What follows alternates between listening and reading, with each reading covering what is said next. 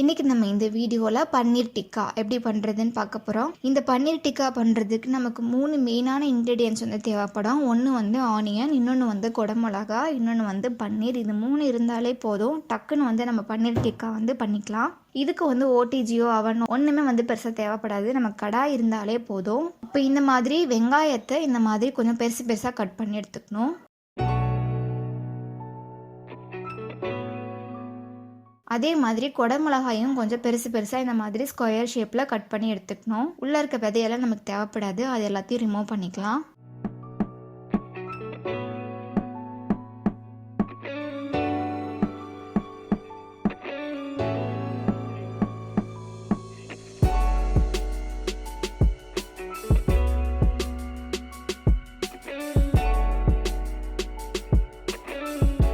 இப்போ வெங்காயமும் குடமிளகாயும் இந்த மாதிரி கட் பண்ணி எடுத்துக்கணும். இப்போ பன்னீரையும் இந்த மாதிரி நல்லா கட் பண்ணி எடுத்துக்கணும். இது வீட்டிலேயே செஞ்ச பன்னீர் தான். நீங்கள் நம்ம சேனலில் ஆல்ரெடியே பார்த்துருப்பீங்க. ஒருவேளை இந்த பன்னீர் எப்படி பண்ணணும்னு சொல்லி உங்களுக்கு ரெஃபரன்ஸ் வேணும் அப்படின்னா நீங்கள் அந்த வீடியோ கூட செக் பண்ணி பார்த்துக்கலாம்.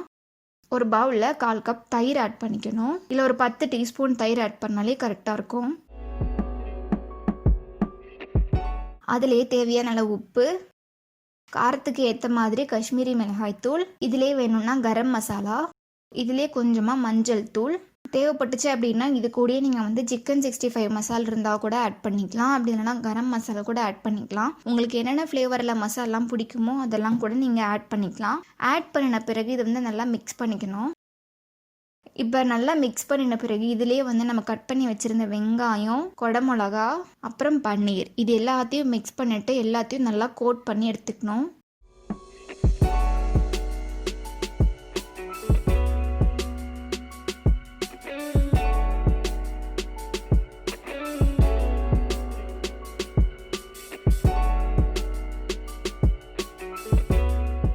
பாருங்க இந்த மாதிரி. இப்போ இது ஒரு 10 நிமிஷம் மேரினேட் பண்ணி விட்டுறணும். அடுத்து இந்த மாதிரி குச்சி யூஸ் பண்ணி தான் டிக்கா பண்ணிக்க முடியும். இப்போ இந்த மாதிரி ஒரு குச்சியில் ஒன்று ஆட் பண்ணி நம்ம நல்லா ரோஸ்ட் பண்ணி எடுக்க போகிறோம். ஃபஸ்ட்டு குடமிளகா ஆட் பண்ணியிருக்கேன். அடுத்து வெங்காயம், அப்புறம் பன்னீர். இதே மாதிரி ஒன்றா மாற்றி ஆட் பண்ணி இந்த குச்சி ஃபுல்லாக நிறச்சிடணும்.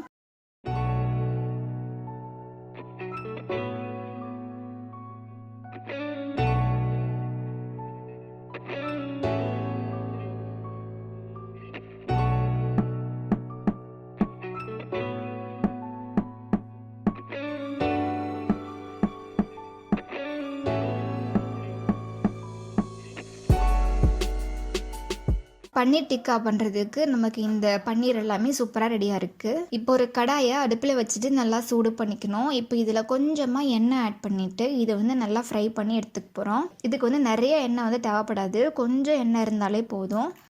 இப்போ நம்ம ஜஸ்ட்டு இதை ரோஸ்ட் பண்ணி தான் எடுத்துக்க போகிறோம். அதனால் திருப்பி போட்டு ரோஸ்ட் பண்ணி எடுக்கணும்.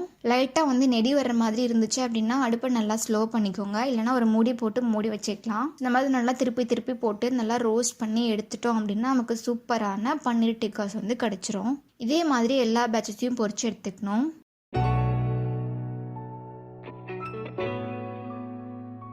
இப்போ பாருங்கள், நல்லா ரோஸ்ட் பண்ணின பிறகு நமக்கு எவ்வளோ சூப்பரான பன்னீர் டிக்கா கிடச்சிருக்குன்னு பாருங்கள். இந்த ரெசிபி ரொம்பவே ஈஸி தான், குட்டீஸ் கூட ட்ரை பண்ணலாம். நீங்கள் ஏதாச்சும் ஸ்பெஷலாக பண்ணணும், இல்லை ஸ்பெஷலாக ஏதாவது கெஸ்ட்டு வராங்க, அவங்களுக்கு நிறைய டிஃப்ரெண்ட் வெரைட்டிஸ் பண்ணணும் அப்படின்னா நீங்கள் இந்த ரெசிபி கூட சூஸ் பண்ணிக்கலாம். ரொம்பலாம் டைம் ஆகாது. டக்குன்னு மசாலா ரெடி பண்ணிவிட்டு அதில் டிப் பண்ணிவிட்டு அதை நல்லா மேரினேட் பண்ணி அதை இந்த மாதிரி குச்சியில் ஸ்டிக் பண்ணி நல்லா ஃப்ரை பண்ணி எடுத்துட்டோம் அப்படின்னா பன்னீர் டிக்காஸ் ரெடி ஆகிடும். இந்த ரெசிபி உங்களுக்கு யூஸ்ஃபுல்லாக இருக்கும் அப்படின்னு நினைக்கிறேன். ட்ரை பண்ணி பார்த்துட்டு எப்படி இருக்குன்னு சொல்லி எனக்கு கமெண்ட்டில் சொல்லுங்கள். Thank you so much.